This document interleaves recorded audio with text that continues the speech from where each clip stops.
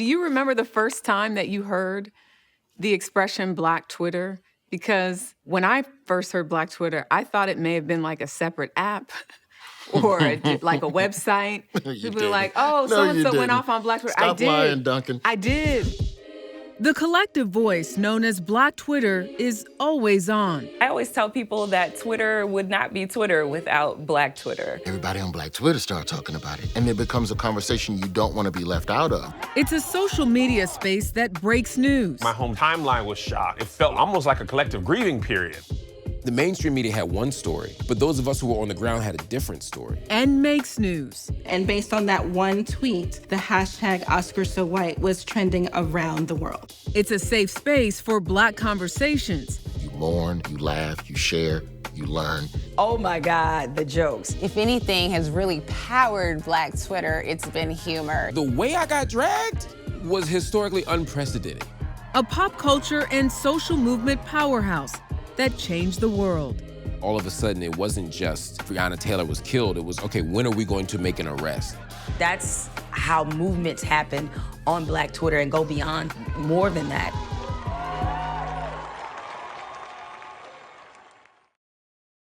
Did you in your mind name it Black Twitter, or did you hear it somewhere? I just heard it somewhere. I don't even remember where, but when someone said it, I understood. I think sometimes it's easier to describe to people what it's not, because I think they feel like it's actually an organized group. Contrary to what people think, Black Twitter is not an actual physical place where you go. It's just Twitter. It's social media in the way that most people use it, but I think used more effectively. Black Twitter is not a monolith, but you can find your people. It's a small place inside of a bigger world, but it's the best place to be. Very simply put, Black Twitter is Black people using Twitter in a very specific way. I think the first time I heard the term Black Twitter was when we started watching shows collectively live. And for me, it started with Scandal. My name is Olivia Pope, and I want to be clear, I'm not here in any official capacity. I'm only here to... And everybody on Black Twitter started talking about it. And it becomes a conversation you don't want to be left out of. You want to get the jokes. I want to be able to laugh at this. So the idea of appointment television was something that I think that Black Twitter helped to drive. I'm not gonna act like that wasn't around before that, but the idea of even plopping down in a room and being in this digital movie theater with all of these Black people, and we just yelling at the screen, and of course, that helped to drive shows, that helped to get shows created. It helped to save shows that many people thought should have been canceled, but then there would be a big enough outcry, and shows would live on. I do remember in 2010, Ferrad Manju, writing for Slate magazine, wrote an article called How Black People Use Twitter. And he was resoundingly mocked online by Black Twitter. And those folks sort of truncated that headline and simply called it Black Twitter. And they assigned a hashtag to it, and that's sort of stuck. I chose this topic as my dissertation back in, 2010, 2011. I wanted to be a person who had insider knowledge of what this phenomenon was. And so I decided to use the time and the resources that I had available to me to study it and to study it in depth. So prior to this name, Black Twitter, coming about, there were plenty of things that were happening online that sort of indicated something was going on differently with Black users. There was Twitter After Dark, where people were playing and having a lot of fun, being quite unprofessional after hours. Conversations on Black Twitter are like group chats with friends, from music debates to dating advice to even starting a business. Hot topics of the day can include politics or pop culture. No subject is off limits. Any conversation you're looking at, from haircuts to theology, can happen on your timeline, depending on who you're following or who's the main character for the day. For all 39 years of my life, my family has said, Thanksgiving dinner will be ready at 1. And in all 39 years, it has never been ready at 1. I want to say 4 is probably the earliest. You go on Twitter, and some people are eating at 1, but the majority of black people be like, man, we ain't even, they talking about as soon as the cornbread done, we can eat. Like, it's 3:45. So finding out that what you feel is unique is actually more common and universal makes you be like, boy, all across the globe, black people be black. It's not just black Americans. This is the black diaspora. We're talking about, like, when am I going to talk to a black dude that live in Nigeria other than Twitter? I'm not going to stumble across that. I never stumbled across that on MySpace. You only know who you added as friends in other social media sites. Like Facebook, I have to see you, I have to find you, I have to add you, unless we're arguing in the comments. Whereas with Twitter, if someone else sees something, they can take that and share that with everybody else. And then we all see it, and then we all engage with it. And so... And then you might start following that person in Nigeria. Yes, and then I'll start following that person in Nigeria. Like, I know stuff about black people in other countries that I ain't been to in my entire life because of Twitter. And I'm like, you know what? Maybe I do need to go over there. That'll like some good-ass food over there. Twitter was launched in 2006, and at that same time, folks were starting to use social media to draw attention to activist causes here in the US. It wasn't until a couple of things happened that people really started to recognize the power of activism on Twitter. Some of those things were Occupy Wall Street and how Occupy organized around its various causes. At the same time that Occupy was coming together, Troy Davis was on death row in Georgia, and the activists who were trying to draw attention to his case and his pending execution were sort of overlapping with those people who were a part of the Occupy movement.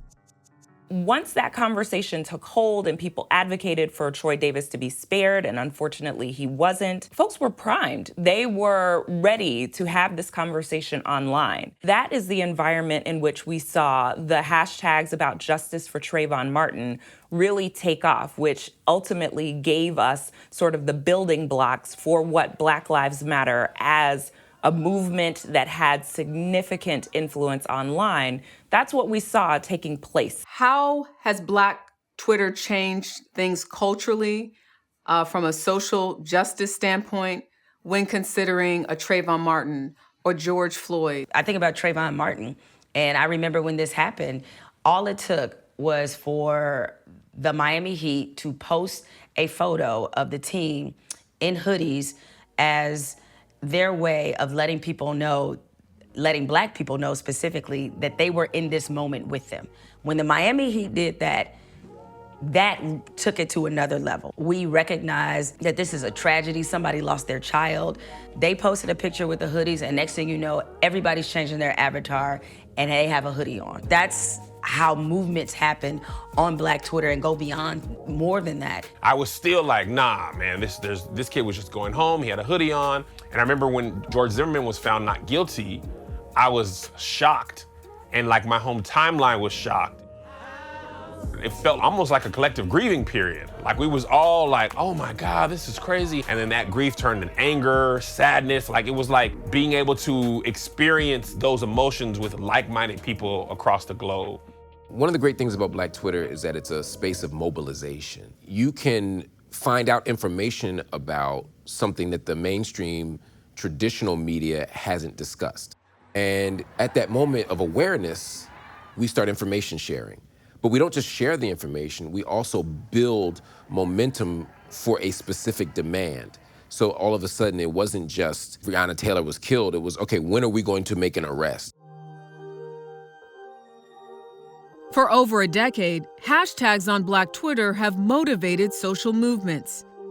The hashtag Say Her Name helped bring visibility to Breonna Taylor's killing in Louisville, Kentucky.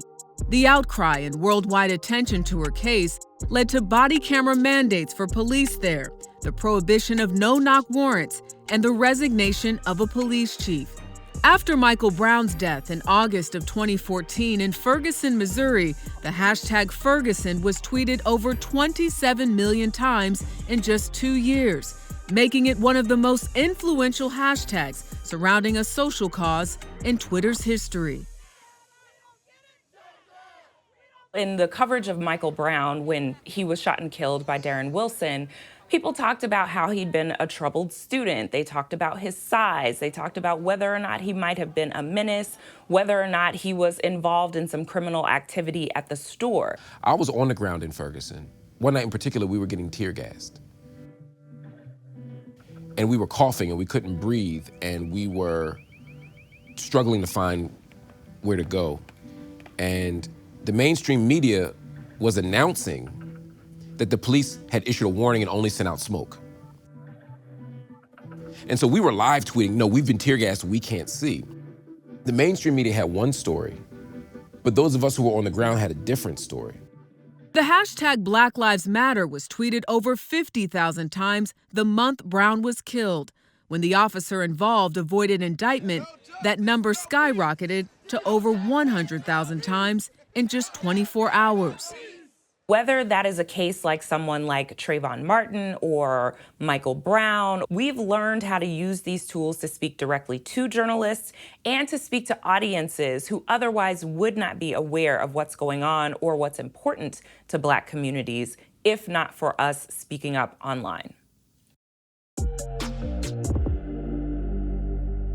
For performance by an actor in a leading role. Another pivotal hashtag, Oscars So White, in 2015, when no person of color was nominated in the acting categories. So I'm getting ready for work in the family room, and I'm listening to the nominations, and it just struck me that person after person, category after category, there were no people of color nominated. So I picked up my cell phone, which is typically embedded in my forearm, and I said, "Oscars So White, they asked to touch my hair." And that was it. It was very organic. It wasn't intentional. I was then late for work. So I went on to work. I checked in on Twitter around lunchtime, and based on that one tweet, the hashtag Oscars So White was trending around the world. For this particular hashtag, I thought that there was a larger conversation that could be had about the lack of equity and inclusion, not just with respect to the Academy of Motion Pictures, Arts and Sciences, but throughout the entertainment industry. That hashtag changed the Oscars. It made people more cognizant, more aware that there was this feeling and sense in our community that our accomplishments, our contributions weren't being recognized by what is the signature body in Hollywood. 1 year after the outcry, the Academy created a representation and inclusion initiative, which helped increase the number of voting members of color from 8% to 36% in 5 years. And the Oscar goes to Viola Davis. One of the things that we've seen is that social media allows us this tool where we can tell our own stories, and we can also call mainstream media into accountability and say, this is something that you should be paying attention to. This is something that you should put your resources behind. And the hashtag #MeToo and Mute R. Kelly gave voice to sexual assault victims who had previously been silenced. When Alyssa Milano tweeted her story and said hashtag #MeToo, we reported it the next morning.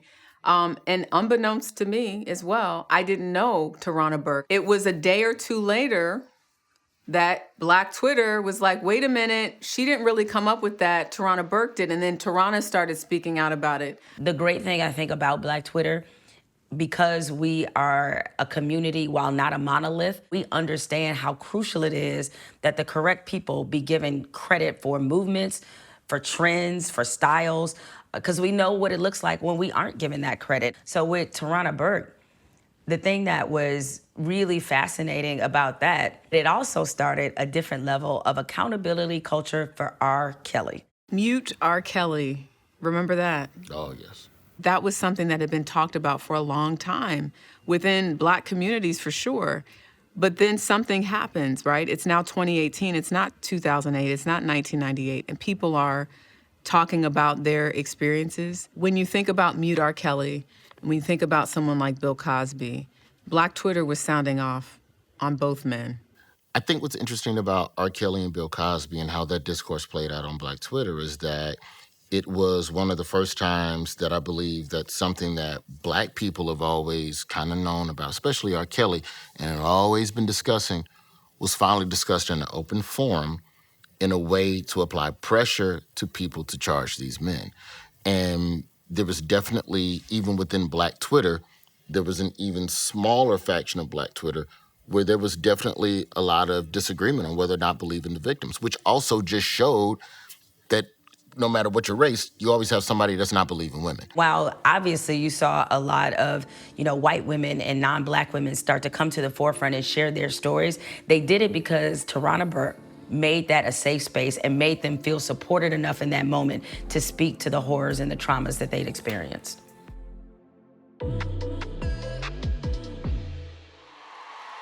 When this U.S. Senator from Illinois offered hope and change, his supporters shared that message. When Barack Obama was campaigning for the presidency in 2008, this was really one of the first elections where we started to see the power of social media and how politicians could use it to speak directly to the people that they wanted to mobilize and get out the vote. So now you didn't just have political messages, you also had memes where people were mashing up songs like My President is Black and, promoting their interest and their enthusiasm for this particular candidate. My favorite Black Twitter memory is the re-election of Barack Obama in 2012. There was a lot going on. I think a lot of people who maybe had not been interested in politics became energized or re-energized, and being able to experience that moment with folks was really very special. At its core, Black Twitter connects. I was wondering what it was in the Cheesecake Factory, but I think... It loves. It inspires, and it brings joy. One of the most, I think, incredible moments that happened on Twitter was when Black Panther came out.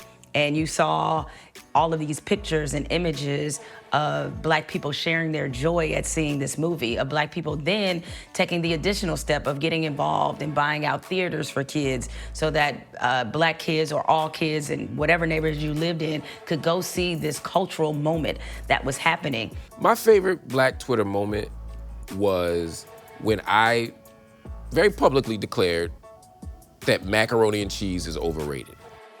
And the way I got dragged was historically unprecedented. I mean, the jokes were amazing. The memes were crazy. Even if the jokes were at my expense, it was a place of joy and love. Black Twitter is also a place where if your food ain't right, we gonna tell you about that too. Don't you post a picture of some trash food? We would tell you immediately. Macaroni and cheese or potato salad? Oh no, baby. What's the last food or hairstyle you criticized? With my hairline, I'm not open to criticizing anybody's hairstyles, but I did see a funny thing on Black Twitter one time where they had the worst wigs in the history of Black movies. And that was, I'm not gonna say who was number one, but they should have been number one. One of my favorite funny moments on Twitter, the Yahoo account tweeted that Trump wanted they were trying to say bigger Navy. And somehow they tweeted out that he wanted a much inward Navy. And Black people had jokes all night about what this Black Navy would look like. Oh my God, the jokes. That's when I realized the power of Black Twitter, because it was such a funny night, even though the N-word being in a headline for a major news outlet like Yahoo is pretty embarrassing, and that's probably not even the right description for it.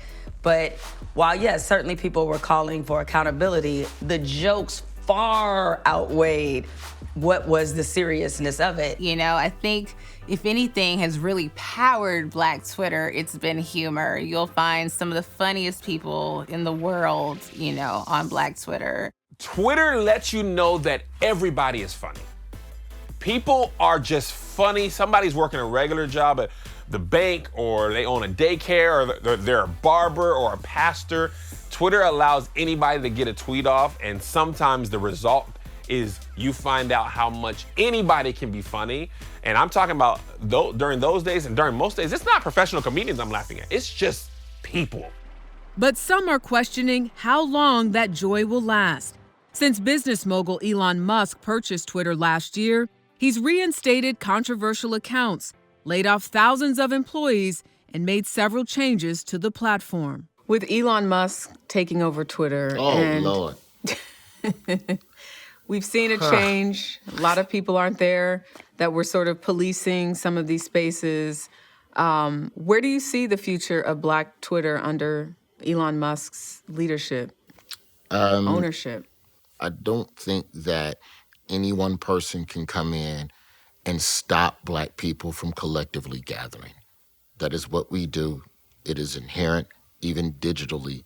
You find your people and you gather and you commiserate, you mourn, you laugh, you share, you learn. Is that going to be the watershed moment where Black people just en masse just leave Twitter because they don't feel safe, protected in the same ways that they did before? It was never perfect. Elon Musk did not invent or create or start the abuses that you see on Twitter.